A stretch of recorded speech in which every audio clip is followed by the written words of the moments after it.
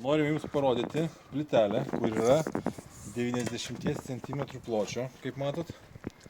90 ant 90. Kur tokią plytelę galima naudoti? Tai galima naudoti ant įvažiuojamosios dalies, vien dėl to, kad žiūrėkit, jos storis yra tikrai neeilinis, tai yra 3 cm. Tai būtent 3 cm plytelis yra dedamos ant važiuojamosios dalies, kur gali važiuoti transportas, kurio svoris neviršia 3,5 tonos.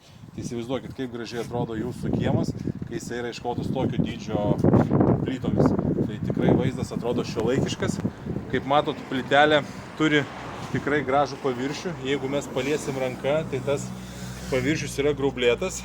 Kuo dar yra gerai būtent šios plytelės, kad jos neįgeria nei riebalų, nei tepalų ir jas galima labai greitai nuvalyti. Tai vat būtent šių plytelių pagrindinis aspektas yra, kad priežiūra. Žiūrėkit, jeigu mes paimsim kokį nors aštrų daiktą ir paimsim, pabraižysim su juo, tai mes to paviršiaus nesubraižysim. Tiesiog, vat matot, dyla peilis, bet plytelė pati nesiraižo.